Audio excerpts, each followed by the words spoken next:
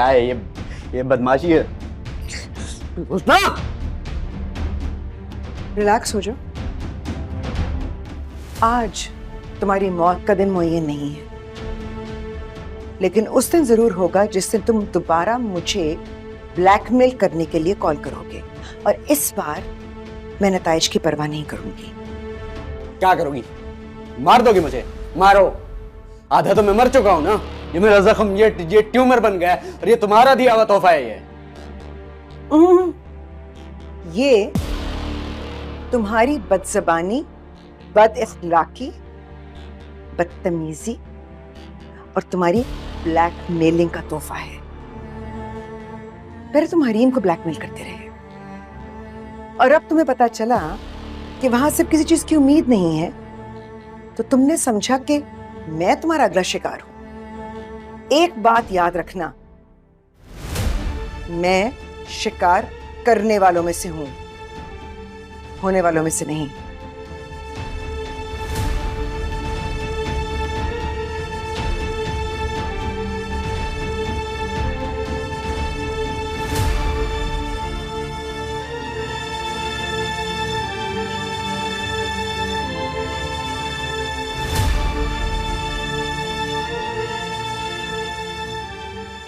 मैं ये सब नहीं करना चाहता था, फिर मैं क्या करूं?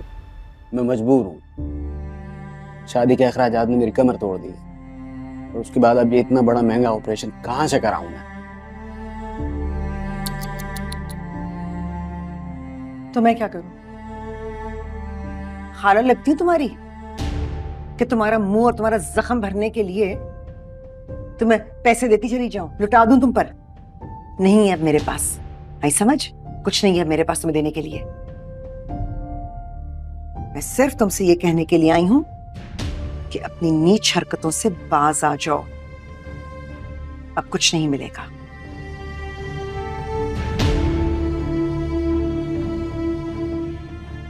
मैं आपके सामने हाथ बांधता हूं, आपको ये करना पड़ेगा। आपको आखिरी बार मेरी मदद करनी हो, उसके बाद मैं आपका नाम, आपका घर, आपका पता, सब चीज भूल जाऊंगा, लेकिन आखिरी बार आपको मेरी मदद करनी होगी, वरना वरना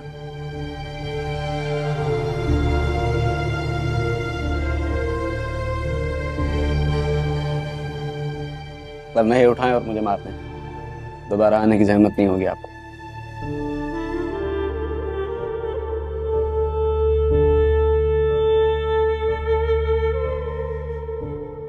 ठीक है, ये आखिरी बार है, लेकिन तुम्हें भी कसम खानी होगी कि तुम फाइज को या किसी और को हमारे ताल्लुक के बारे में नहीं बताओगी।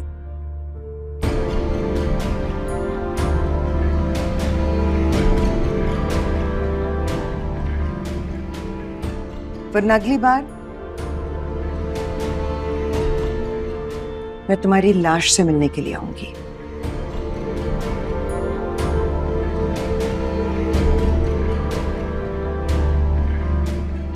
मैं कसम खाता हूं।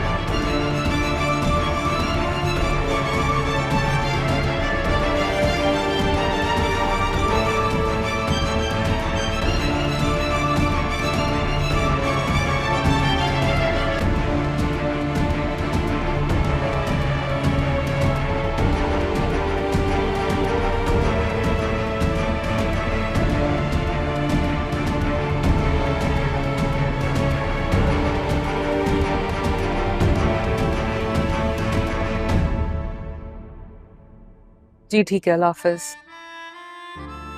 अरशद भाई, फरीद, माशाल्लाह पूरा सेटअप हो गया, बहुत प्यारा लग रहा है। बस याद रहे कि डिनर अंदर भी लगाना या बाहर भी, ठीक है ना? ठीक है, ओके। कोई भी काम हो तो ठीक है, कोई भी काम हो तो मुझे कॉल कर देना, ठीक है ना? अल्लाह हाफिज।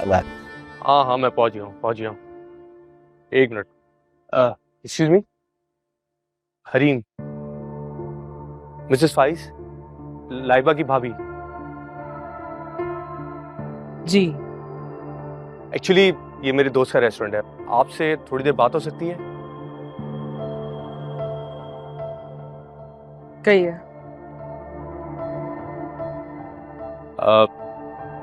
लाइबा कैसी है? मैंने सुना है कि वो लोग काफी क्राइसिस में है।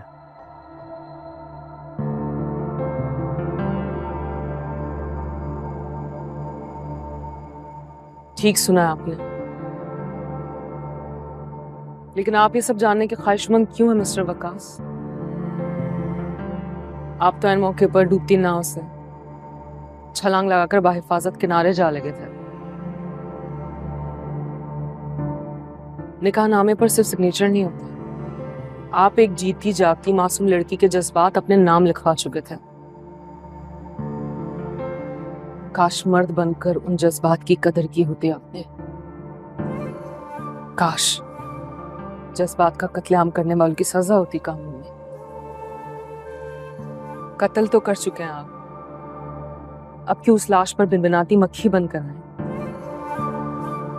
क्यों लाइबा का नाम है आपकी जुबान पर?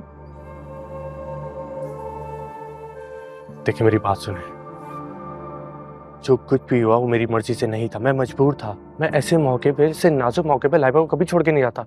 वो बस मामा की वजह से। मामा? आप एक मर्द हैं, औरत और उसके गलत फैसलों के पीछे छुपना आपको जेब नहीं देता। कम से कम अब तो इतनी हिम्मत कर लें कि जो कुछ हो उसकी जिम्मेदारी कबूल करें। लेकिन आप तो अब भी अपनी मामा के नाम के पीछे छुपकर अपनी बेगुनाही साबित करने की कोशिश कर रहे हैं। आप जैसे लोगों की कोई वक़्त नहीं है मेरी नज़र। अच्छा, आपसे एक रिक्वेस्ट है, प्लीज सुने, मेरी बात तो सुने। मुझे लाइबा से मिलवा दें प्लीज, प्लीज एक दफा।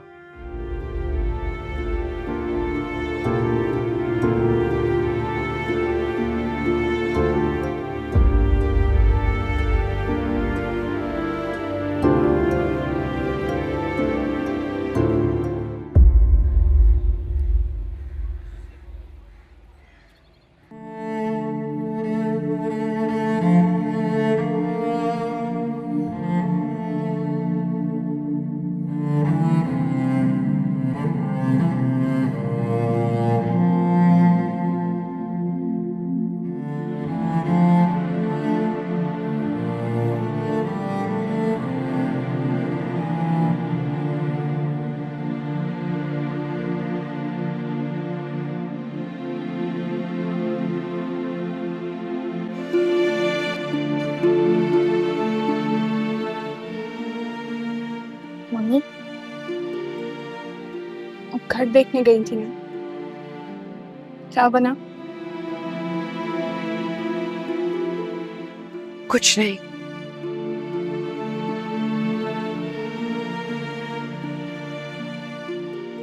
मम्मी, ये आपका ब्रेसलेट कहाँ गया?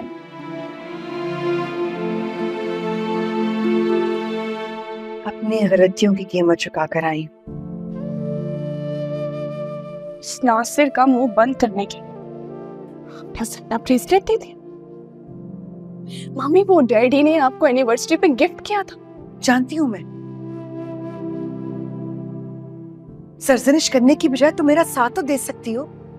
तुम्हें नजर नहीं आ रहा मैं कितनी अजियत में हूं?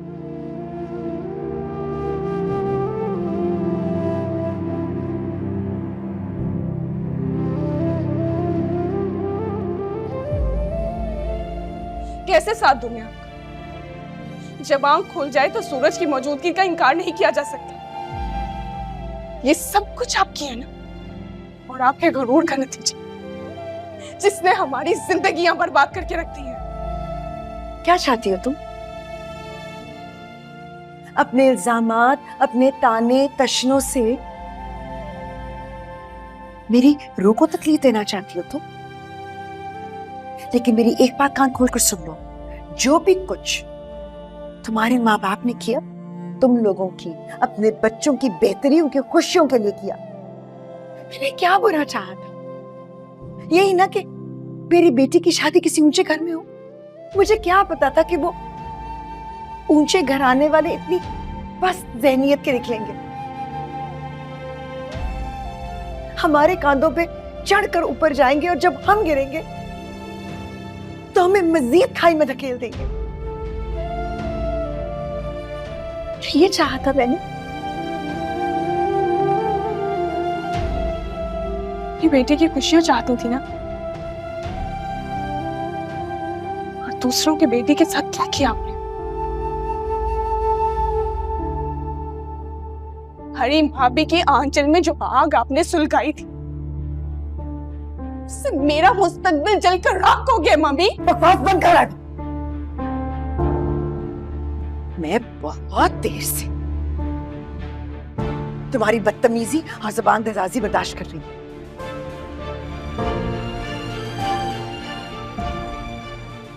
दे दिया मैंने अपना ब्रेसलेट। मेरे लिए भी अहम था वो। मेरी भी कोई इमोशनल अटैचमेंट थी उससे। किसके लिए दिया मैंने? तुम्हारे लिए, फैज के लिए, तुम्हें बचाने के लिए।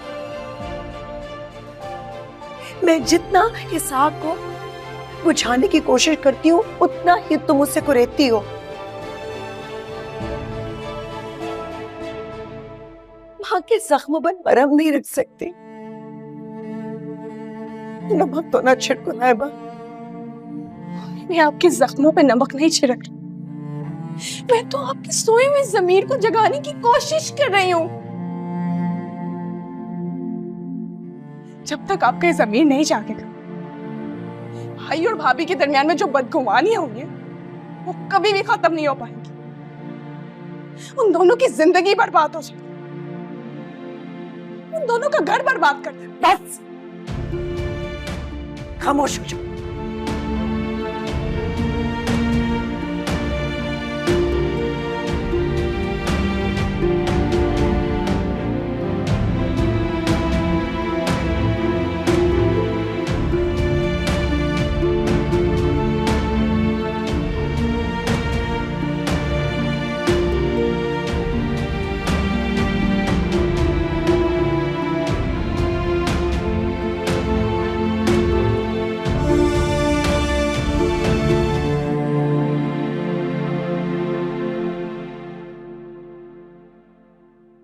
उसकी आधी जिंदगी तो मेरे मरने की ख्वाहिश में गुजर गई।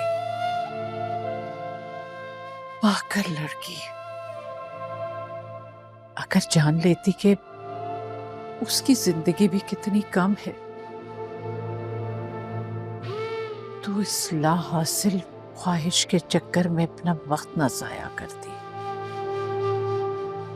मरना मेरे इख्तियार में नहीं था,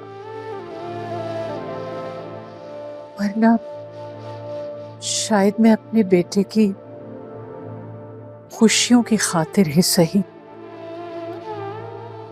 ये नजराना खुद पेश कर देती। मैं मर जाती, जिल्ले हुमा जीती रहती, खुद भी खुश रहती और मेरे बेटे को भी खुश रखती। आंटी, अल्लाह ताला आपको लंबी जिंदगी दें सेहत के साथ। मुदस्सिर सर के लिए आपका होना बहुत जरूरी है, उन्हें पहले से ज्यादा जरूरत है आपकी। बेटा, मेरी जिंदगी तो एक बेरंग तस्वीर है, जो शायद किसी खाली दीवार की तन्हाई तो बांट लेती, लेकिन रंगों में नहीं बोल सकती। आप मोहब्बत की जीती जागती तस्वीर है, और मोहब्बत की जबान हर जबान से ज्यादा कीमती और मीठी होती है। मुदस्सिर सर बहुत अच्छे हैं, जिंदगी कभी उन्हें तन्हा और मायूस नहीं देख सकती। जो दूसरों की मदद करते हैं, उनके दर्द को महसूस करते हैं, खुशियां उनकी तलाश में रहती हैं। शायद तुम ठीक कह रही हो। मेरा बेटा ऐसा तो नहीं है कि उसके हिस्से की खुशियां भी उसे ना मिल पाए। मेरे गलत फैसलों की सजा मुदस्सिर नहीं भुगतेगा माँ। इंशाअल्लाह। माँ, ये वक्त ज़िल्ले उमा की बख्शिश और मग़फ़िरत की दुआ करने का है। जिंदगी में तो वो अपनी मनपसंद खुशियां हासिल नहीं कर सकी। बस दुआ करें कि ये आखिरी मंजिल सुकून और खुशी से तय कर ले। आमीन आमीन। वैसे रीम, आइए मैं आपको छोड़ देता हूँ। आपका दिन बहुत हेक्टिक गुजरा है। आपने अकेले सब कुछ मैनेज किया है। I am grateful. सर, आपने मुझ पर इतना यकीन किया, मैं उसके लिए आपकी शुक्रगुजार हूँ। दुख की इस घड़ी में मैं आपकी फैमिली के किसी भी काम आ सकूं, मुझे जरूर बताइएगा।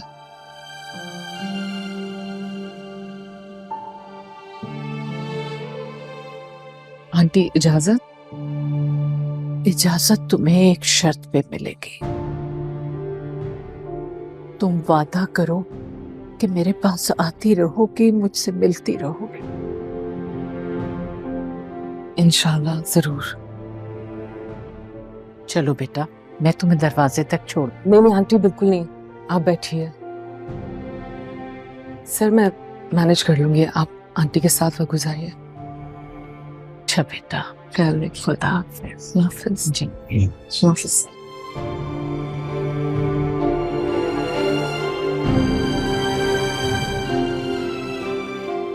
बेटा, तुम जरा जाके उसे घर छोड़ो, रात काफी हो गई है। जाओ।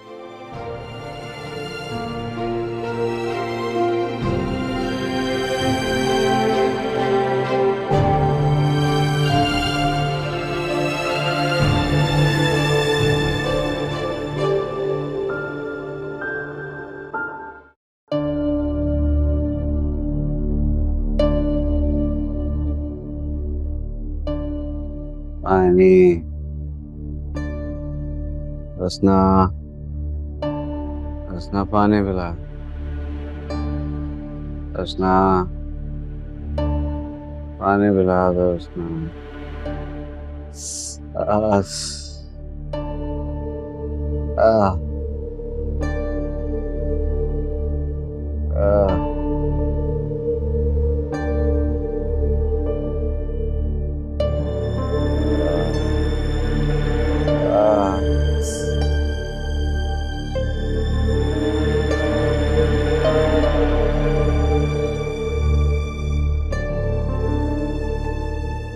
के लिए दवा ले ले।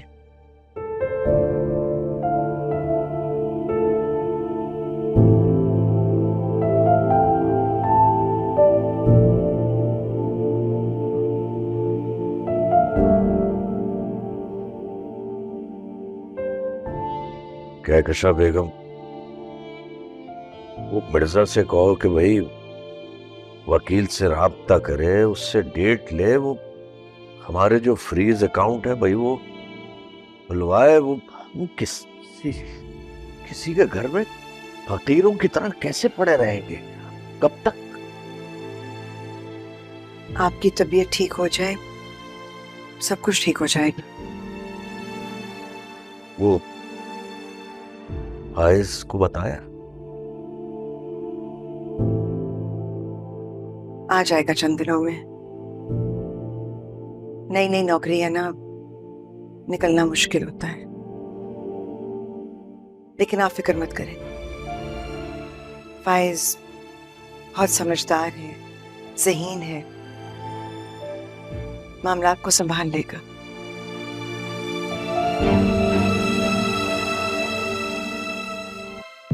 मनी, वो फाइज भाई आ रहे हैं। क्या? कहाँ? कि मुझे कॉल आई थी, मुझसे लोकेशन मांग रहे थे। मैंने उनको यहाँ की लोकेशन भेजी, मुझसे नाराज हो रहे थे। मुझसे पूछ रहे थे कि मैं कहाँ हूँ, किसके पास। मुझे उनके इस रवैये से बहुत डर लग रहा है। आने दो उसे, मैं संभाल लूंगी।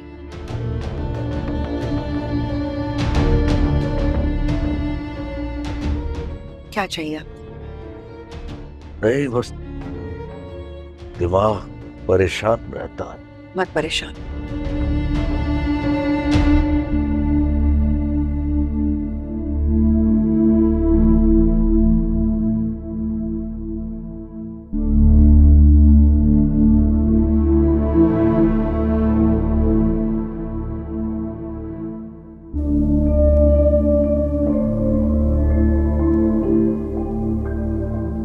मिस हरीम, मैं आपसे बहुत शर्मिंदा हूं। मैं कुछ समझी नहीं, किस लिए?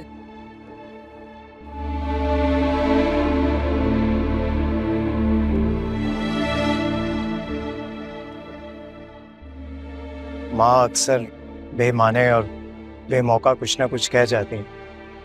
आप प्लीज माइंड मत किया करें। मैं उनकी ज़हनी कैफियत समझ सकती हूँ, इस वक्त वो सदमे का शिकार है। से जब भी अपने दिल की बात कहती हैं तो मुझे कुछ बुरा नहीं लगता।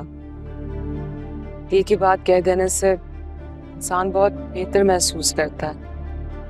हाँ रीम बीबी, ये तो आपकी पुरानी आदत है, लोगों से दिल की बात कहना, उसके बाद लोगों की जिंदगी अजीरन करके खुद हल्का फुल्का रहना। फाइज,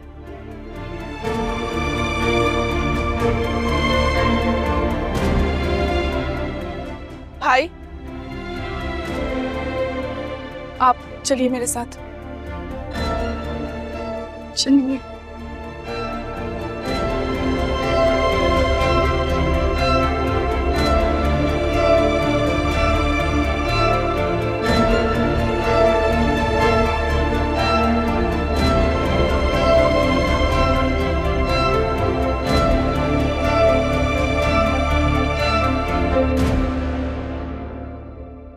मुझे यकीन नहीं आ रहा, इस पूरी दुनिया में कोई और कोशा, कोई और ठिकाना नहीं मिला था आप लोगों को।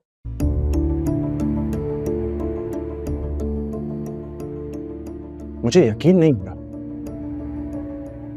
यहीं आके रहना था आप लोगों ने, इस घर में, इसके घर में। ये वो आखिरी चेहरा है जिसको मिलने की ख्वाहिश थी मुझे।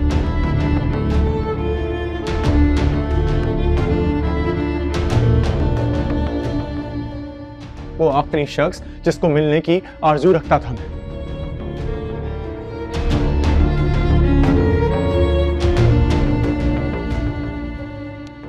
कोई हैरत नहीं हुई मुझे।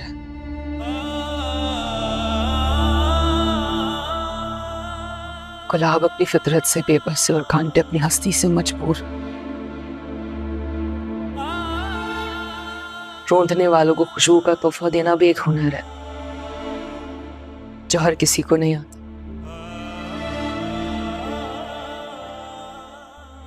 और सहारा देने वाले हाथों को लहू लुहान कर देना भी आदत की मजबूरी है।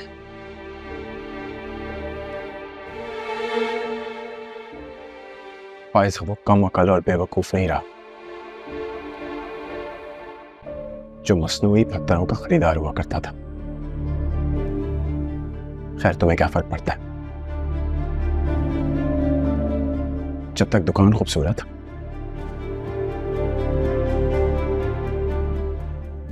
खरीदार मौजूद। फाइज,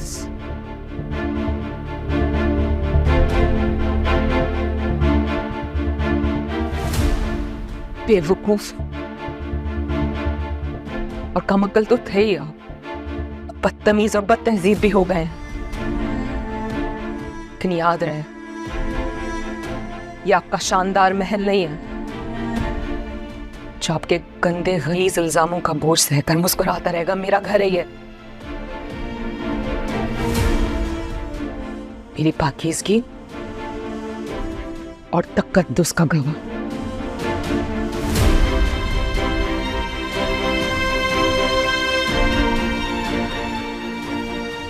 पाकीज़गी, तकद्दुस गवाह।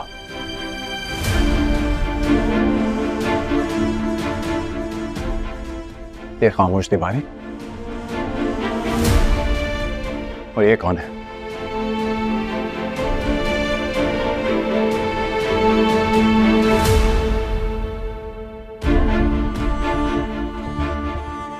तुम्हारा शरीक जुर्म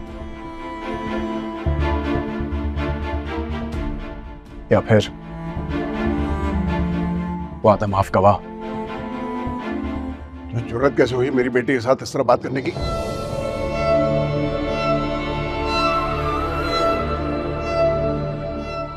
शरई और कानूनी तौर पे आपकी बेटी का शौहर। हमें किसी किस्म के झूठे और बेबुनियाद रिश्तों की कोई जरूरत नहीं है, समझे?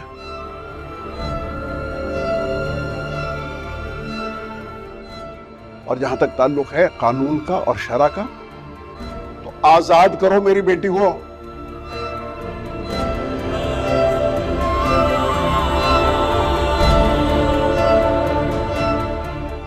और जाओ अपने घर वालों को लेके यहां से।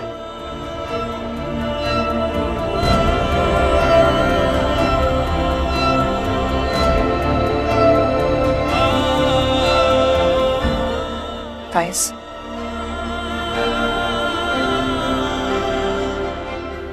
ये ठीक कह रहे हैं बेटा। अगर हरीम ने अपनी जिंदगी के लिए फैसला कर ही लिया है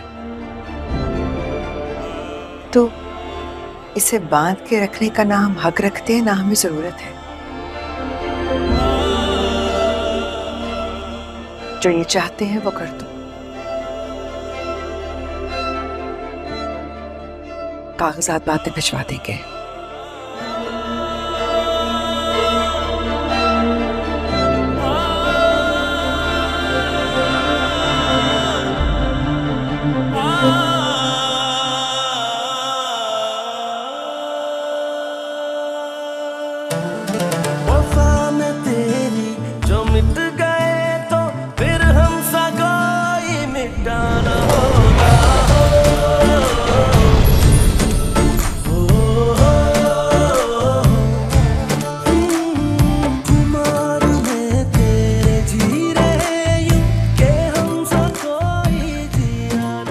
नहीं भाई, ऐसा कुछ मत कीजिएगा। लाइबा,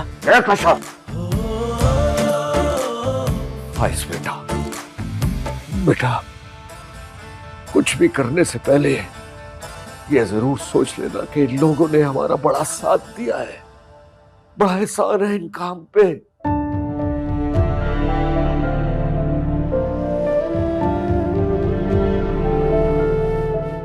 बाज़ दफा कोई अजनबी किसी अजनबी के काम आ ही जाता है।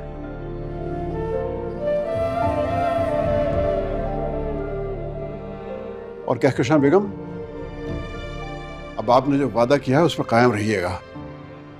हम आपके भेजे हुए कागजात का इंतजार करेंगे। खुदा के वास्ते मेरी बेटी की इन जख्म डालती हुई जंजीरों से आजाद कर दीजिए इसे। बेखबर मैं तो गुमनाम था, मैंने जाना है खुद को तेरे नाम से। सुन ले तेरी हर खुशी के लिए ये जहां वार दूं मैं तेरे नाम से। हाँ मैं नहीं है किसी से मतलब,